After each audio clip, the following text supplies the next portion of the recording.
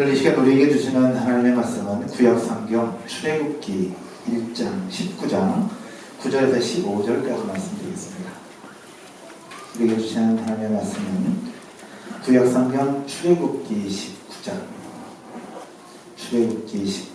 9절에서 15절까지 말씀드리겠습니다. 다 찾으신 줄 알고 제가 9절, 여러분 10절 우리 함께 교독하고 마지막 절을 함께 읽겠습니다. 여호와께서 모세에게 이르시되 내가 빽빽한 구름 가운데서 내게 임함은 내가 너와 말하는 것을 백성들이 듣게 하며 또한 너를 영영히 믿게 하려 함이니라. 모세가 백성의 말을 여호와께 아뢰었으므로 여호와께서 모세에게 이르시되 너는 백성에게 가서 오늘과 내일 그들을 성결하게 하며 그들에게 옷을 빨게 하고 준비하게 하여 셋째 날을 기다리게 하라. 이는 셋째 날에 나 여호와가 온 백성의 목전에서 시내산에 강림할 것이니 너는 백성을 위하여 주의 영광을 정하고 이르되 너희는 산자에 하려거나 그 영예를 침범하지 말지니 산을 침범하는 자는 반드시 죽임을 당할 것이라. 그런 자에게는 손을 대지 말고 돌로 쳐 죽이거나 화살로 쏘아 죽여야 하리니 짐승이나 사람을 막론하고 살아남지 못하리라 하고 나팔을 길게 불거든 산 앞에 이를 것이니라 하라.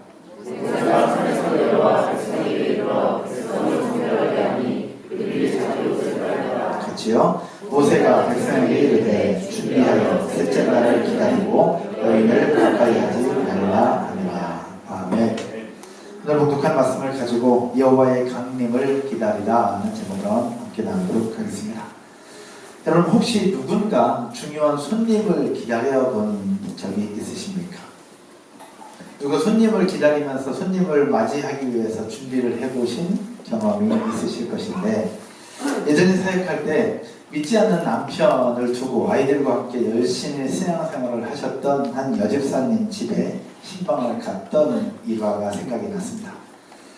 신방을 마치고 교회로 돌아왔습니다. 그 다음 날 이 여자 집사님에게 연락이 왔습니다. 목사님, 어제 신방해 주셔서 감사합니다. 근데요, 우리 남편이 목사님 또 오시래요. 제 신방할 때 그 남편 안 계셨었거든요. 근데 또 오시라고 아내에게 이야기를 했다는 겁니다. 그래서 자초지종을 물어봤더니 평소에는 청소도 잘 안 하고 음식도 잘 안 하다가 목사님 오신다고 청소하고 음식 해놓고 이것저것 다 챙겨놓으니까 남편이 더 좋았던 겁니다. 그래서 남편이 아내에게 이렇게 얘기했다는 거예요. 여보, 그 목사 또 오라 그래봐야. 그렇게 얘기했다는 이야기를 저한테 얘기해 주시더라고요. 웃음이 나올 수 있는 이야기지만 누군가를 초대하고 누군가를 맞이하기 위해서 음식을 준비하고 청소하고 그렇게 하는 것은 굉장히 설레이는 일일 수 있다는 것이죠. 여러분, 누군가를 초대하고 반가운 누군가를 기다린다는 것 설레이는 일인데 오늘 예배가 우리 하나님을 초대하고 성령님을 초대하고 우리 가운데 계신 성령님을 만나고 경험할 수 있다는 것 여러분 설레이는 일 아닐까요? 오늘 드려진 예배가 설레이는 예배, 그 하나님을 경험하는 예배가 되어지기를 주님의 이름으로 축원드립니다. 오늘 본문은 가슴 떨리는 이야기를 담고 있습니다. 하나님의 임재를 준비하는 과정을 말하고 있는데 하나님께서 시내산에서 모세와 대면을 하시고 모세를 통해서 이제 이스라엘 백성들에게 강림할 것을 예언하고 그렇게 말씀하시면서 어떻게 준비하라 라고 주시는 말씀입니다. 오늘 성경을 한번 다 같이 보시면 10절과 11절 보겠습니다. 10절과 11절에 하나님은 이렇게 말씀하고 있습니다. 10절에 여호와께서 모세에게 이르시되 너는 백성에게로 가서 오늘과 내일 그들을 성결하게 하며 그들에게 옷을 빨게 하고 11절 이는 셋째 날에 나 여호와가 온 백성의 목전에서 시내산에 강림할 것이니. 아멘.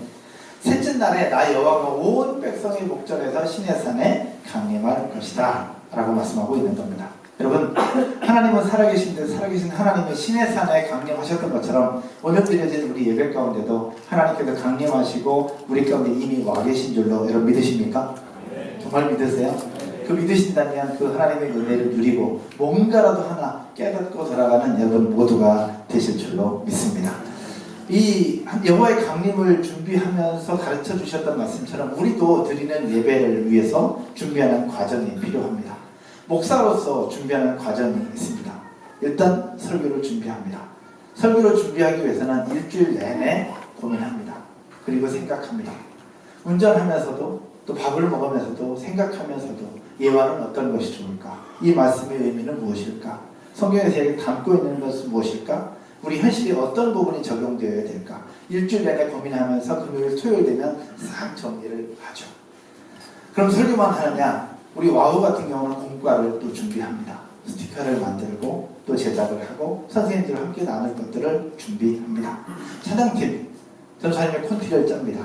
그리고 콘티 짠 것을 연결하는 또 연습도 합니다. 이제 2020년도에도 더 열심히 준비할 것인데 연습도 하게 되죠. 주보를 만들고 또 토요일에 되면 자리를 세팅합니다. 자리 세팅하기 전에 오셔서 청소, 바닥 청소를 다 합니다. 최 집사님, 신동훈 집사님 매주마다 그렇게 섬겨주고 계시지요. 환기를 또 시키고 또 뒤에서 세팅을 하고 카페도 청소하고 3층도 청소합니다. 예배 마이크 세팅도 합니다. 이것저것 준비합니다. 하나님 앞에 드린 예배에 지장받지 않도록 이것저것을 챙기며 준비하는 과정이 필요하죠. 그러면 여러분들은 오늘 주일 예배를 드리기 위해서 무엇을 준비하셨습니까? 주일에 입을 옷을 준비하고 또 본인의 헌금과 아이들의 헌금을 준비하고 또 주보에 나와 있는 말씀이라도 한번 읽어보고 또 예배 전후 아이들에게 줄 까난 아이들 같은 경우는 이유식을 또 준비하기도 합니다. 저도 어제 늦게 우리 사역자들과 뒤에 이제 세팅하다 말고 들어갔는데 들어가서 밤에 입을 옷을 항상 준비합니다. 토요일 밤에 주일날 무슨 옷을 입을까? 어떤 자켓을 입을까? 항상 준비합니다. 제가 배울 때 목사는 과해서도 안 되고 부족해서도 안 된다고 배웠습니다. 과하면 성도들에게 부담을 주고 부족하면 성도들에게 안타까움을 준다고 그래서 옷도 잘 입어야 된다고 늘 가르쳐 주셨습니다. 그래서 옷을 어떻게 입을까? 타이는 멜까 안 멜까? 맨다면 어떤 색깔을 멜 것이냐? 그러면 구두는 어떤 걸 신을 것이냐? 그런 것도 준비, 복장부터 모든 것들 다 준비한 상태로 잠을 잡니다. 여러분도 헌금 준비해서 드릴 것인데 저도 헌금은 준비해서 금액은 가리고 매주마다 계산하시는 분들은 알 겁니다. 제가 매주마다 이렇게 드린다는 것. 봉투에 넣어서 기도 제목을 하나하나 다 씁니다. 감사 제목을 쓰고 기도 제목을 씁니다. 물론 제가 보고 제가 기도하지만 그럼에도 불구하고 씁니다. 왜? 제 마음 중심을 하나님께서 아실 거라 생각하기에 씁니다. 이렇게 준비하죠. 그냥 지갑에 꺼내서 그냥 드리지 않습니다. 봉투에 항상 넣어서 제목을 써서 준비합니다. 이제 저의 모습이고 여러분들 같은 경우는 오늘 예배를 준비하면서 오늘 예배 가운데 임하실 하나님을 생각하면서 여러분 어떤 준비를 하고 오셨습니까? 아침에 샤워하고 오신 분도 계시고 예쁘게 화장을 했을 겁니다. 예쁘게 옷을 준비했을 것입니다. 헌금도 준비하고 세리머니도 준비하고 하나하나 준비했을 것입니다. 여러분 준비하는 그런 과정 속에 하나님은 보셨을 것이고 그 준비하는 과정 속에 여호와 하나님의 강림하심이 백성들에게 미쳤던 것처럼 여러분들 가운데 오늘 예배 가운데 나타나게 될 줄로 믿습니다. 여러분 믿으십니까? 그 하나님을 기대하는 것이 굉장히 중요한데 오늘 본문 속에서 하나님의 강림을 맞이하기 위해서 이스라엘 백성들에게 준비하라고 시킨 것이 있습니다. 과연 그것이 무엇일까? 또 어떻게 준비해야 될까? 오늘 여러분들과 함께 나눌 것입니다. 첫 번째로 따라서 한번 하겠습니다. 성결하게 하라. 성결하게 하라.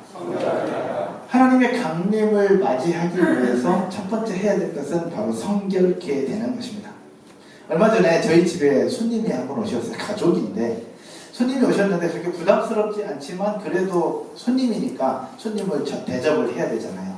근데 손님을 대접하면서 샐러드 그릇이 있었어요. 볼이 예쁜 볼이 있는데 이 볼에다가 샐러드를 대접하려고 하는데 이 그릇을 사용할 수가 없는 겁니다.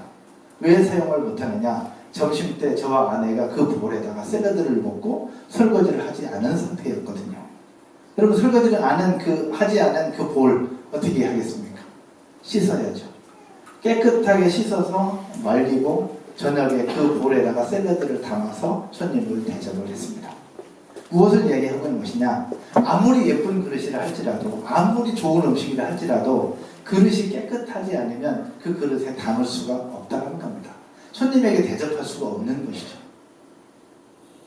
여기에서 우리에게 필요한 것은 무엇이냐? 하나님께서 여호와의 강림을 백성들에게 약속하시면서 필요한 첫 번째가 바로 무엇이냐? 성결케 되는 것이다 라고 말씀하고 있습니다.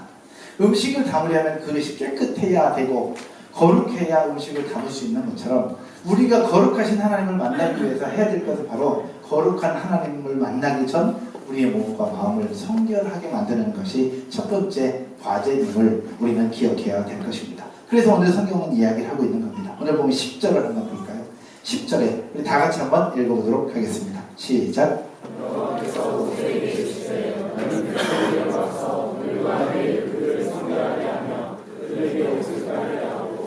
예, 오늘과 내일, 그러니까 셋째 날에 강림하신다고 했어요. 그 셋째 날 강림하시기 전에 오늘과 내일 무엇을 해야 되느냐? 그들을 성결하게 하며 또 그들에게 옷을 빨게 하고 라고 말씀하고 있습니다. 첫 번째 이야기하고 있는 것이 그들을 성결케 하라는 것입니다. 성결이라는 단어. 근데 여호와 하나님의 강림을 앞두고 성결케 하라고 얘기를 하고 있는데 이 부분 말고 다른 본문에서도 똑같이 이야기를 하고 있어요. 여호수아서 말씀해 보면 여호수아와 이스라엘 백성들이 요단강을 건너가기 전에 하나님께서 그들에게 주신 명령도 너희는 자신을 성결하게 하라는 것입니다. 한번 보시죠. 여호수아서 3장 5절 말씀입니다. 같이 읽을게요. 시작. 너희는 자신을 성결하게 하라. 여호와께서 내일 너희 가운데 기이한 일들을 행하시리라. 아멘. 여호와 하나님 말씀하세요. 내일 너희 가운데 기이한 일들을 이룰 것이다. 우리가 이미 알고 있는 것처럼 요단강을 건너는 기적을 경험하죠. 그러나 기적을 이루기 앞서서 하나님은 먼저 말씀하신 것이 뭐예요? 너희는 자신을 뭐하라? 성결하게 하라. 오늘 본문 속에서도 셋째 날 내가 너희들에게 임할 건데 그 전에 오늘과 내일 뭐하라? 성결하게 하라. 성결이라는 단어를 똑같이 사용을 하고 있습니다. 그러면 성결케 된다는 것은 무엇을 얘기하는 것이냐? 우리의 몸을 거룩하게 하고 우리의 몸을 깨끗하게 하는 거예요. 성결이라는 단어 자체가 그렇습니다. 거룩하게 하다, 깨끗하게 하다라는 단어를 사용하고 있어요. 그럼 어떻게 우리의 몸을, 우리의 마음을, 우리의 영혼을 성결하게 할 수 있을까? 그 다음 절에 보면 뭘 얘기하고 있느냐? 옷을 빨게 하라 라고 말씀하고 있습니다. 옷을 빤다는 것은 말 그대로 여러분 아는 것처럼 옷을 빠는 거예요. 그때 당시에는 광야였기 때문에 입는 옷에 먼지가 굉장히 많이 묻었어요. 그럼 먼지를 털고 옷을 깨끗하게 빨아서 깨끗하게 하는 것을 이야기합니다. 근데 옷을 빨다라는 단어에서 이 빨다는 씻다라는 단어인데 이 단어는 언제 사용되는 단어냐? 따라서 한번 해볼까요? 죄를 씻을 때. 죄를 씻을 때 사용하는 단어를 지금 옷을 빨다라는 표현 속에서 사용하고 있는 겁니다. 한마디로 얘기하면 너희는 자신을 성결하게 하라라고 하시면서 너희 옷을 빨다라는 표현 속에 너희가 가지고 있는 죄의 문제를 씻으라라고 말씀하고 있는 겁니다. 즉 성결, 거룩하게 하는 것, 깨끗하게 하는 것은 곧 무엇을 얘기하고 있느냐? 따라서 한번 해볼까요? 하나님 앞에서 내가 가지고 있는 죄의 문제를 해결해라. 무엇 앞에서? 하나님 앞에서. 그리고 여호와의 강림을 맞이하기 위해서 여호와 하나님 앞에서 내가 가지고 있는 죄의 문제를 씻고 죄의 문제를 먼저 해결해야 여호와 하나님의 강림하심을 볼 수 있다는 것입니다. 요단강을 건너기 전에도 말씀하십니다. 내일 내가 너희에게 기이한 일들을 행할 것이다. 그러므로 너희는 오늘 너희 자신을 성결하게 하라. 죄의 문제를 해결하라는 거죠. 셋째 날에 내가 너희에게 강림할 것이다. 그러므로 너희는 오늘과 내일 너희 몸을 성결하게 하라. 죄의 문제를 해결하라는 겁니다. 왜 죄의 문제를 해결해야 거룩하신 하나님을 만날 수 있느냐? 왜 죄의 문제를 해결해야 거룩하신 하나님을 경험할 수 있느냐? 죄는 하나님과 우리 사이를 가로막고 있기 때문에 그러합니다. 성경을 한번 볼까요? 이사야서 59장 1절과 2절 말씀입니다. 한번 보시죠. 1절은 여자분들이, 2절은 남자분들이 한번 읽죠. 시작. 여호와의 손이 짧아 구원하지 못하신 분 아니요 귀가 둔하여 듣지 못하신 분 아니라. 그러니까 여호와의 손이 짧아서 이스라엘 백성은 구원 안 해주시는 것이 아니고 귀가 둔해서 못 듣는 게 아니라는 거예요. 그럼 왜 그러느냐? 2절에서 이야기하고 있습니다. 남자분들이 시작. 오직 너희 죄악이 너희와 너희 하나님 사이를 갈라놓았고 너희 죄가 그의 얼굴을 가리어서 너희에게서 듣지 않으시게 함이니라. 아멘. 뭘 얘기해요? 너희 죄악이 너희와 너희 누구 사이를? 하나님 사이를 뭐 했다? 갈라놓았다는 겁니다. 너희와 너희 하나님 사이를 지금 무엇이 죄악이 갈라놓고 있는 거예요. 그래서 그 갈라놓고 있는 죄의 문제를 해결하고 죄의 문제를 씻어야 여호와 하나님의 강림을 볼 수 있고 그 하나님의 은혜를 누릴 수 있다라고 말씀하고 있는 것입니다. 이 말씀을 준비하다 보니 예전에 집사님께서 한번 고백하셨던 내용이 생각이 났습니다. 이 집사님은 열심히 신앙생활 하시는 분이에요. 그리고 사업도 하십니다. 저희 교인이 아니고 다른 교인입니다. 근데 이 집사님께서 기도하는 중에 그 응답받았던 이야기를 저한테 해주셨어요. 그러면서 과거의 이야기를 쭉 해주셨는데 사업을 오랫동안 하면서 될 듯 될 듯 하면서 풀리지 않을 때가 있었다는 겁니다. 근데 그 문제가 해결이 돼야 그 사업장을 운영함에 있어서 어렵지 않다라는 거예요. 그래서 그 문제를 가지고 40일을 작정하고 기도하는데도 계속 묵묵부답. 우리 지지난주에 봤던 것처럼 하나님의 침묵이 계속되어 있었던 거죠. 그냥 그렇게 답답함이 있지만 그렇게 계속해서 기도하고 있는데 하나님이 문득 주셨던 생각이 뭐였느냐. 예전 총각 때 섬기던 교회에서 교회를 건축한다고 건축헌금을 작정하는데 그때 작정했던 헌금이 생각이 나더라는 거예요. 액수는 얼마인지 저한테 얘기 안 하셨어요. 근데 그 건축헌금을 작정했는 게 생각이 났는데 작정하고 나서 드리려고 할 때 경제적으로 어려워지면서 못 드렸다는 거예요.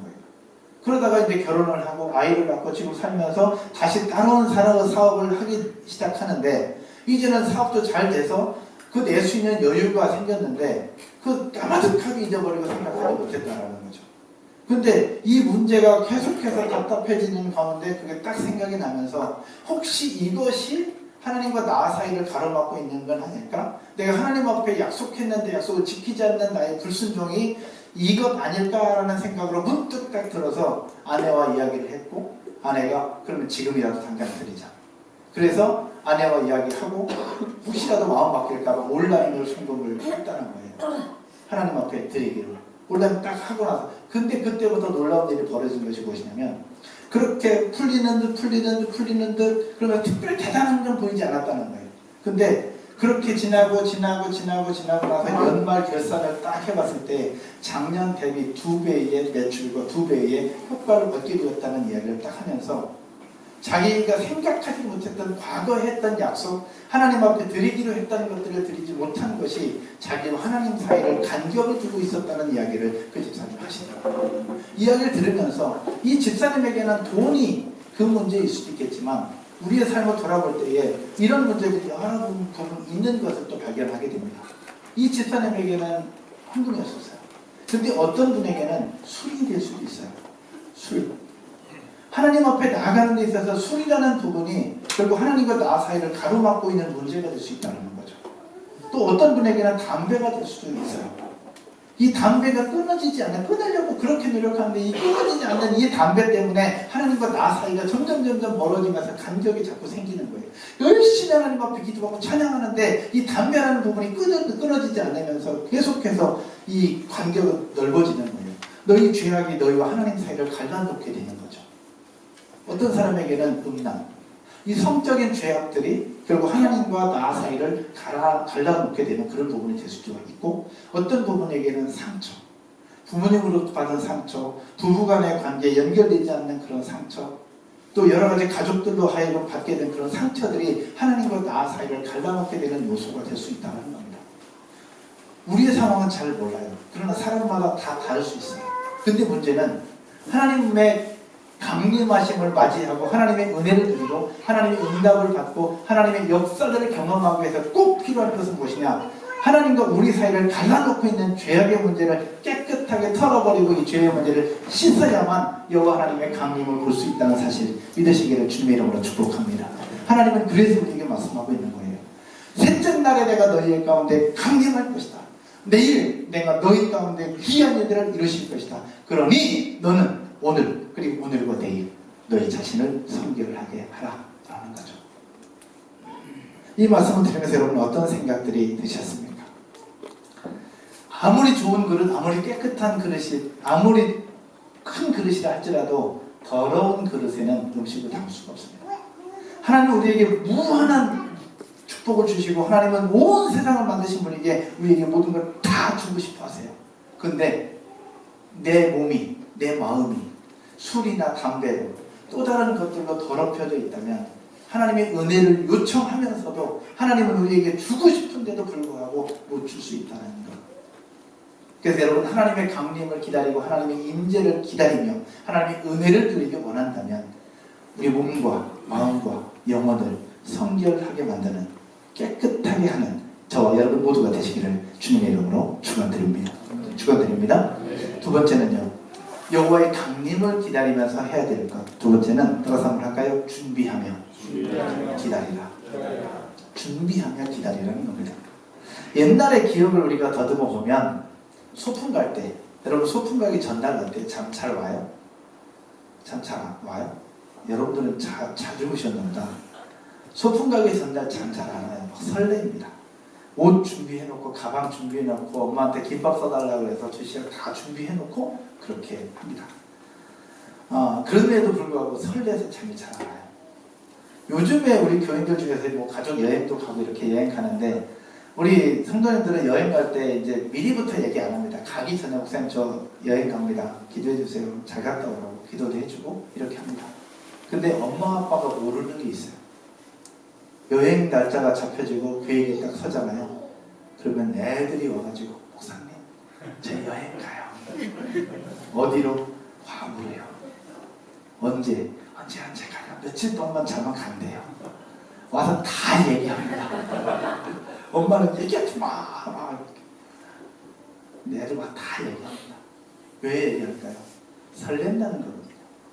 그러면서 그날만 기다리며 준비하는 거예요. 얼마나 예뻐요. 그렇죠? 근데 그 아이들의 예쁜 모습을 통해서 우리도 배울 필요가 있어요. 여행보다 더 좋은 하나님 앞에 드리는 예배. 근데 여행이 더 좋은가? 여러분 하나님 앞에 드리는 예배를 드리면서 여러분 설레요? 설레십니까? 설레는 예배가 되어지기를 주님으로 축복합니다. 근데 여러분의 예배를 설레게 하려면 제가 좀 더 이렇게 잘생겨지거나 설교를 좀 더 잘하거나 아니면 예배 인도하시는 분이 조금 더 아이돌처럼 그 정도는 돼야 이게 설렐 텐데 그러면 막 부흥하고 하지 않겠습니까? 제가 제 후배 중에 하나가 사역하는 교회가 있습니다. 거기는 신세경 자매님이 주보를 나눠준다고 그러시더라고. 저도 그 교회 등록하고 싶어요. 여러분 신세경 자매님이 주보 나눠준다면 여러분 어떻게 하시겠습니까? 다닐까 안 다닐까 기본 항상 일찍 올걸? 아니면 안내팀 지원하거나. 여러분 우리 드린 예배가 좀 이렇게 설렜으면 좋겠어요. 앞에 이렇게 큰 전사님 얼굴 보지 말고 쭉 보면서 이 찬양팀과 이런 모습들 속에서 좀 설렜으면 좋겠고, 근데 중요한 것은 찬양팀보다 설교하는 목사보다 함께 안내하는 집사님들보다 더 멋지고 아름다우신 성령 하나님이 우리 가운데 날마다 계시잖아요. 그 하나님으로 하여금 설레는 예배가 되어지기를 주님의 이름으로 축원드립니다. 사랑하는 여러분, 이런 예배 가운데, 오늘 드린 예배 가운데 하나님께서 강림하시고 하나님께서 임재해 계신다는 사실을 믿으십니까? 믿으세요? 진짜로? 진짜 믿으십니까? 그러면 하나 여쭤보겠습니다. 여러분 여행 가려면 11시 반 예배면 11시 반 비행기면 몇 시까지 공항에 와야 됩니까? 9시간, 2시간 전에 가야겠죠. 우리 예배 가운데 하나님이 계시다고 한다면 시작 시간부터, 내가 도착하는 그 시간부터 생각을 해봐야 된다는 겁니다. 여기 우리 권사장님 계시는데 권사장님을 보면서, 권사장님은 교회 한 번도 안 다니시다가 우리 교회 시작하면서부터 오신 분이세요. 근데 여러분들은 잘 못 보셨을 텐데 저는 권사장님의 모습과 행동을 매주 봅니다. 권사장님이 깜짝 놀랄 만큼 제가 매주 봅니다. 근데 항상 일찍 오셔서 뭐 하는지 여러분 아세요? 일찍 오시면 주보를 보고 주보에 나와 있는 성경 본문을 펴서 항상 먼저 읽으십니다. 권사장님 맞으시죠? 항상 먼저 읽으세요. 물론 내용을 잘 모르시니까 읽으실 수 있겠지만 그 성경 본문을 먼저 한번 읽으시고 그게 무슨 내용인지를 찾아보려고 하는 그 마음 중심을 하나님이 받으시지 않겠나라는 생각이 듭니다. 근데 신앙생활을 1년 하고 2년 하고 3년 하고 집사가 되고 안수집사가 되고 권사가 되고 장로가 되고 목사가 되고 그러면 어느 순간 나도 모르는 사이에 신앙의 매너리즘이 찾아오면서 예배가 설레이는 예배가 아니라 습관적인 예배가 되어버리고 만다는 겁니다. 그리고 그냥 가야 되니까 가는 건, 안 가면 목사님 전화 오니까, 안 가면 셀리더 전화 오니까, 그런 예배가 되어버린다면 그건 그 속에 여호와 하나님의 강림을 믿으면서 내 삶에 그런 부분이 나타날 수 있을까요? 사랑하는 여러분, 제가 아침에 기도할 때 제가 기도하는 장소를 아시죠? 요 모니터 스피커 왼쪽에서 딱 앉습니다. 여름에도 바닥에 앉고 겨울에도 바닥에 앉습니다. 겨울에는 바닥이 엄청 찹니다. 예전에 집사님이 방석을 사주셔서 앉는데 그럼에도 불구하고 찹니다. 그래도 앉습니다. 일부러 앉습니다. 왜냐? 목회를 1년 하고 2년 하고 3년 4년 해가면서 저도 모르는 사이에 매너리즘에 빠지고 저도 모르는 사이에 안주하려고 하는 생각들이 들어오더라는 거죠. 그래서 초심을 잃지 않으려고 일부러 차디찬 바닥에 앉아서 기도하는 거예요. 그럼 저의 모습만 그러냐? 여러분의 모습도 그러합니다. 우리 교회도 1년 지나고 2년, 3년, 4년, 이제 내년 되면 횟수로 6년 차인데 그렇게 지나면서 안정도 된 것처럼 보이면서 나도 모르는 사이에 신앙적인 매너리즘에 빠져서 예배가 하나님의 임재가 있고 하나님의 강림하심이 있는 것을 알고 믿지만 그럼에도 불구하고 설레임이 사라져버리고 그냥 습관적으로 드려지는 예배가 된다면 그 예배 하나님이 과연 기뻐하실까라는 거죠. 한 해를 마무리하면서 우리 스스로의 모습을 한번 돌아보자라는 겁니다. 오늘 예배를 드리기 앞서 여러분 무엇을 준비하고 오셨습니까? 어떤 마음을 가지고 준비하고 오셨느냐라는 거죠. 그래서 습관적으로 아침에 일어나서 아이들 챙기고 그저께 왔다고 한다면 안 온 것보단 낫지만 오늘 여호와의 강림을 앞서서 오늘 말씀에서 준비하며 기다리라고 주신 그 하나님 말씀 앞에서 우리의 모습도 한번 돌아보고 매주 드리는 그 예배 준비하며 기다리는 하나님 앞에 나아가는 저와 여러분 모두가 되시기를 주님의 이름으로 축원드립니다. 미디안 군사들과 싸웠던 기드온의 300용사들 그냥 떨레떨레 간 것이 아닙니다. 항아리를 준비하고 횃불을 준비해서 소리를 지를 준비하고 기다리면서 그 전쟁터로 나갑니다. 결국 2만 명이 되는 그런 군사들 앞에 300명의 기드온의 용사들이 결국 준비하며 기다리며 나갔을 때에 전쟁에서 승리하고 결국 여호와의 영광을 보게 됩니다. 여호수아와 이스라엘 백성들이 여리고성을 점령할 때에 하루 한 바퀴씩 돌고 마지막 날은 7바퀴 돌면서 소리지를 준비를 하면서 기다렸을 때에 여리고성, 청성 같은 여리고성이 무너지는 하나님의 역사들을 보게 됩니다. 준비하며 기다리는 사람만 하나님의 역사들을 볼 수 있다는 것이죠. 여러분, 준비하며 기다리는 예배, 준비하며 기다리는 한 여호와의 강림이 여러분 인생과 삶 가운데 날마다 지속되어지기를 주님의 이름으로 축원드립니다. 축원드립니다. 말씀의 결론을 맺으면서요. 여호와 하나님께서 우리에게 주신 명령들이 있습니다. 너희 죄악이 너와 하나님 사이를 간격을 내고 있다고 보았습니다. 오늘 보면 12절과 13절을 보시면 그 간격, 경계선을 이야기를 하고 있습니다. 한번 보실까요? 19장 12절 여러분이 한번 읽겠습니다. 시작. 너는 백성을 위하여 주의 경계를 정하고 이르기를 너희는 산과 산에 오르거나 그 경계를 침범하지 말지니 산을 침범하는 자는 반드시 죽임을 당할 것이라. 경계를 정하고 그것을 침범하지 말라고 얘기하고 있어요. 13절. 만약에 침범한 자에게는 어떻게? 그런 자에게는 손대지 말고 돌로 뭐하라? 쳐 죽이거나 화살로 쏘아 죽여야 하리니 짐승이나 사람을 막론하고 살아남지 못하리라 하고. 무엇을 얘기하고 있느냐? 여호와 하나님께서 이스라엘 백성들이 강림할 건데 강림하기 전에 너희를 선결하게 하라고 하시면서 경계선을 두고 있는 거예요. 하나님과 백성 사이의 경계선. 그리고 경계선은 넘지 마라. 넘는 그 사람에게는 손도 대지 말고 돌로 쳐 죽이거나 화살로 쳐 죽이라는 거예요. 근데 이 경계선이 과연 뭘까? 에덴 동산에서의 경계선은 선악을 알게 하는 나무의 열매를 따먹지 않는 겁니다. 근데 아담과 하와가 경계선을 어떻게 해요? 넘어버리죠. 그러면서 결국 그들은 죽임을 당한다고 하셨지만 하나님은 용서해 주시면서 쫓아내버리는 하나님의 징계를 그들은 받죠. 오늘 말씀 속에서의 경계는 무엇이냐? 너희를 성결케 하는 것입니다. 성결케 하고. 하나님은 이처럼 우리에게 경계를 주고 경계선을 넘는 경우에는 반드시 죽인다고 말씀을 하시는데 이 자리에서 예배하고 저와 여러분의 삶을 돌아올 때 경계를 여러분 넘어요? 안 넘어요? 여러분 넘습니까? 안 넘습니까? 저는 목사 목사지만 저도 하루에 수십 번씩 그 경계를 넘는 것 같아요. 하나님이 하지 말라는 것 할 때도 많고, 하나님을 기쁘시지 않게 하는 것들을 저도 행하는 경우들이 있는 것을 많이 보게 됩니다. 때로는 누구를 미워하기도 하고요, 원망하기도 합니다. 때로는 거짓말하기도 하고, 때로는 또 다른 것들을 아프게 하기도 합니다. 목사지만 그렇다는 것, 그때마다 저는 그 넘지 말의 경계를 계속해서 넘어가고 있는 거예요. 그럼 이 말씀대로는 경계를 넘었을 때는 너는 죽어야 되는데 저는 아직도 살아있어요. 그리고 목사라는 직책과 목사라는 은혜를 입어서 여러분들을 섬기고 있어요. 이게 바로 무엇이냐? 하나님의 사랑이라고 저는 생각해요. 탈무드에 나와 있는 하나의 이야기를 해드리고 함께 마치려고 합니다. 탈무드에 한 왕이 있었습니다. 한 나라를 통치하는 왕인데 나라 백성들이 하도 법을 지키지 않으니까 왕이 한 날은 선포합니다. 이 법을 지키지 않는 자는 누구든지 걸리는 그 즉시 두 눈을 뽑아버릴 것이다. 온 천하에 선포합니다. 백성들은 겁을 먹었고 백성들은 법을 하나씩 둘씩 다 지켜갑니다. 그런데 어느 날 왕이 명령한 법을 지키지 않은 한 사람이 잡히죠. 근데 그 사람을 잡아오니 누구였느냐? 왕의 아들이었습니다. 왕은 고민하기 시작합니다.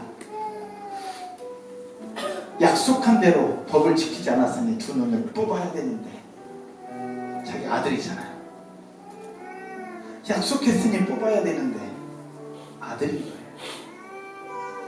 아들의 두 눈을 뽑을 수 있어요. 근데 왕인데 내 아들이라고 안 지킬 수 있어요. 법을 지켜야 되는데 내 아들이야. 어떻게 될까? 그렇게 하루, 이틀, 3일, 4일 그 왕은 고민합니다. 드디어 시간이 흐른 후에 결단을 하죠. 두 눈을 뽑아버리기로. 그것이 온 백성들을 통치하는 왕의 모습이고 그것이 바로 왕으로서 지켜야 되는 법이니까. 하나님께서 주신 명령대로 경계선을 넘는 자에게는 죽여버리겠다고 하는 하나님의 명령을 지켜야 되는 이것이 바로 하나님의 공의입니까? 왕은 본인이 정한 법대로 두 눈을 뽑습니다. 아들을 불러다가 한쪽 눈을 뽑아요. 또 한쪽 눈을 뽑으려고 할 때 왕은 신하들에게 얘기합니다. 나머지 한쪽 눈은 내 눈을 뽑아. 약속한 대로 눈 두 개를 뽑긴 뽑아요. 그러나 두 눈을 뽑으면서 약속한 법대로 집행을 합니다. 이게 바로 공의입니다. 규칙은 지켜야 된다는 것, 명령은 순종해야 된다는 것. 그러나 아들이니 그 아들에게 그 왕은 사랑과 긍휼을 베풉니다. 그러면서 자기의 한쪽 눈을 뺍니다. 그것은 하나님의 사랑과도 같습니다.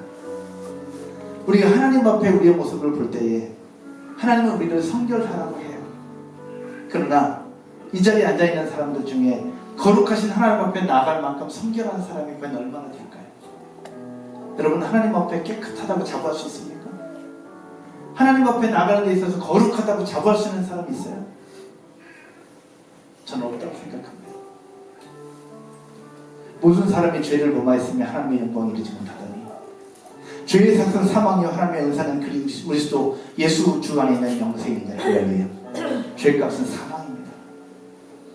경계선을 늘 넘나드는 우리는 사망, 죽음이 우리를 기다리고 있는 거예요. 그럼에도 불구하고 우리가 이렇게 살아서 예배할 수 있고 하나님을 찾을 수 있는 이유는 바로 무엇이냐?